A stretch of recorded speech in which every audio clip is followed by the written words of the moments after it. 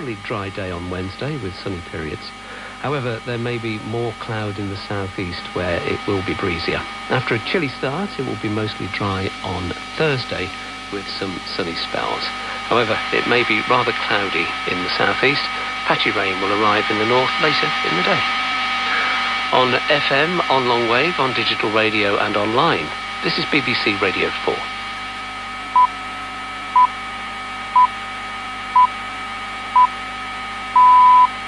It's 10 o'clock. Good evening. This is The World Tonight with Rithula Shah. Ed Miliband's ruled out a coalition with the Scottish Nationalists if there's a hung parliament.